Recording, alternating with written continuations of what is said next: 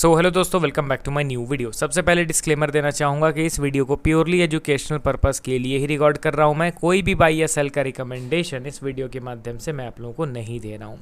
And एक reminder भी देना चाहूँगा कि एक पेड टेलीग्राम ग्रुप मैंने ओपन किया है, जिसमें आप लाइव मेरे साथ वन ऑन वन इंटरैक्ट कर सकते हो, किसी भी स्टॉक के टेक्निकल या फंडामेंटल रिलेटेड डाउट को पूछ सकते हो। वन टाइम का पेमेंट करना होगा 3,999 रुपीज़ का, एंड लाइफ टाइम का सब्सक्रिप्शन मिल जाएगा। ग्रुप ज्वाइनिंग लिंक वीडियो के डिस्क्रिप्शन बॉक्स में दिया गया है, वहीं पे मेरा ईमेल आईडी भी आपको मिल जाएगा। चाहे तो आप मुझे ईमेल भी कर सकते हो फॉर ज्वाइनिंग पर्पस। तो चलिए अब हम लोग बढ़ते हैं स्टॉक्स की ओर। आज इस वीडियो में 3 स्टॉक्स का इंपॉर्टेंट टेक्निकल एनालिसिस मैं आप लोगों के साथ शेयर करूंगा। पहला स्टॉक हमारे लिस्ट में आपके सामने है वरुण बेवरेजेस लिमिटेड। अब देखिए दोस्तों, आज स्टॉक में 4% का करेक्शन हुआ है, बट ये करेक्शन पहले ही प्रिडिक्ट कर लिया गया था। अगर आप मेरे वीडियोस को पिछले 1 महीने से भी वॉच कर रहे होंगे तो आपको पता होगा, मैं कंटिन्यूसली वीबीएल के स्टॉक को कवर इसीलिए कर रहा था क्योंकि ये अपने रेजिस्टेंस लेवल पे एक नेगेटिव प्राइस एक्शन बना रहा है। देखिए, मैटर नहीं करता ये स्टॉक आपके पोर्टफोलियो में है या नहीं, मगर जिस तरीके से हम लोगों ने डिटेल्ड वे में हर दिन इस स्टॉक को ऑब्जर्व किया इनके रेजिस्टेंस लेवल पे, इसी तरीके से सेम आपको ऑब्जर्व करना है बाकी के स्टॉक्स को भी जो रेजिस्टेंस पे ट्रेड कर रहे हैं।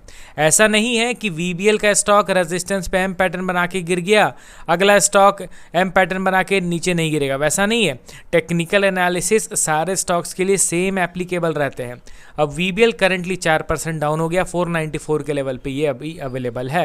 अब इसके टेक्निकल चार्ट पे पर आप ध्यान दीजिए। यहाँ पे इसके मैं डेली टाइम फ्रेम में चार्ट को ओपन करता हूँ। आपको क्या दिख रहा है कि आज ये करेक्शन हुआ है, ठीक है। एंड मैं चार्ट को अब थोड़ा सा जूम आउट करता हूँ। बड़े टाइम फ्रेम में स्विच करेंगे तो ऑटोमेटिकली जूम आउट हो जाएगा। अब ये देखिए, सिंपल रखिए एनालिसिस को तो बेहतर तरीके से ऑब्जर्व भी कर पाओगे, डिसीजन भी ले पाओगे। ये हमारे लिए रेजिस्टेंस लेवल था। कैसे मैंने ये लेवल आइडेंटिफाई किया?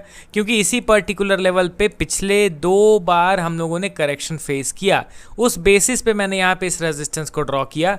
ये हमारे लिए सपोर्ट बन गया क्योंकि मल्टीपल टाइम इसी लेवल से स्टॉक में बाइंग हुआ था, उस बेसिस पे मैंने यहाँ पे सपोर्ट बना दिया।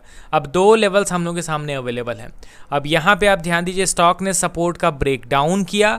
ब्रेकडाउन करने के बाद ये फ्लो में जा रहा था रेजिस्टेंस का ब्रेकआउट करने। ऐसा नहीं होता है कोई स्टॉक सपोर्ट से कंटिन्यूअस ऊपर उठता हुआ रेजिस्टेंस को तोड़ दे, वैसा नहीं होगा। और यहाँ पे तो सपोर्ट भी नहीं, सपोर्ट के नीचे से ये ट्रैवल करके आ रहा है, तो यहाँ पे तो चांसेस और ज़्यादा कम हो जाते हैं ब्रेकआउट के, ठीक है। अब यहाँ पे ब्रेकआउट के चांसेस कम हो गए। स्टॉक यहाँ पे क्या कर रहा है आप देखो, एज यूजुअल ये साइडवेज एंड कंसोलिडेट करने लग गया। अब इस कंसोलिडेशन के दौरान आप देखोगे तो यहाँ पे एक एम पैटर्न का क्रिएशन हो गया, वो भी रेजिस्टेंस लेवल पे, वो भी वीकली टाइम फ्रेम में। डेली टाइम फ्रेम में होता तो मे बी वो एम पैटर्न को रिवर्स कर पाता, बट बड़ा टाइम फ्रेम बहुत ज़्यादा पावरफुल रहता है। अब यहाँ पे वीकली टाइम फ्रेम में आप देखोगे तो एक एम पैटर्न का क्रिएशन हुआ। अब उस एम पैटर्न का यहाँ पे ब्रेकडाउन भी मिल चुका है, यानी कि समहाउ एक्टिवेट हो गया।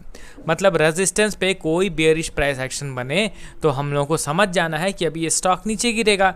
कोई स्टॉक अगर सपोर्ट लेवल पे बुलिश प्राइस एक्शन बनाए तो हमें समझ जाना है कि स्टॉक अब यहाँ से अच्छा खासा ऊपर की ओर मूव करेगा।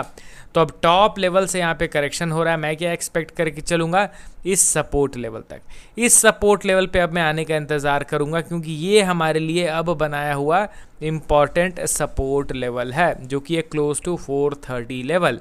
अब इस लेवल के आसपास आए तो परफेक्ट वैल्यू इन्वेस्टिंग वाला लेवल तो ये है ही।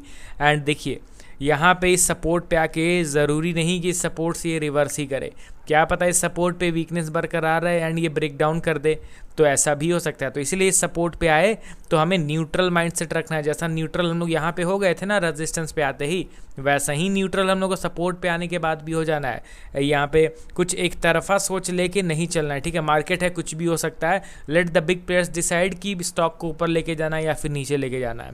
वो जिस दिशा में ले जाने की कोशिश करेंगे, ऑब्वियसली उस तरीके price action automatically by default बन जाएगा, फिर उनके फुटप्रिंट को ही हम लोग फॉलो करेंगे। समझ रहे हो ना? अब चलिए बढ़ते हैं हम लोग अगले स्टॉक की ओर। हमारे लिस्ट में आपके सामने है KPIT टेक्नोलॉजीज़ लिमिटेड। अभी के टाइम पे इस स्टॉक को मैं कंप्लीटली अवॉइड कर रहा हूँ क्योंकि ये stock with in few days bullish हो जाए, ऐसा बिल्कुल नहीं होगा मेरे हिसाब से। जितना मैंने ऑब्जर्व करा है, जितना मेरा एक्सपीरियंस है, उसके अकॉर्डिंगली मैं यहाँ पे आप लोगों को बता रहा हूँ। यहाँ पे सबसे पहला चीज़ कि अपने 52 वीक लो पे ट्रेड कर रहा है, दूसरा चीज़ आप यहाँ पे ध्यान दीजिए कि ऑल टाइम हाई से डिसेंट करेक्शन हो चुका है।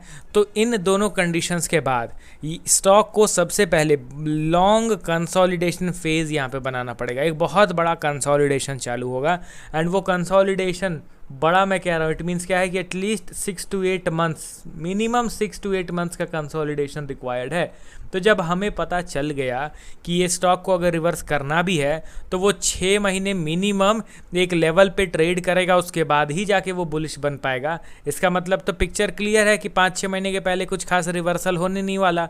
तो जब पता चल गया है तो फिर क्यों इसको डेली एनालिसिस करना, समझ रहे हो ना।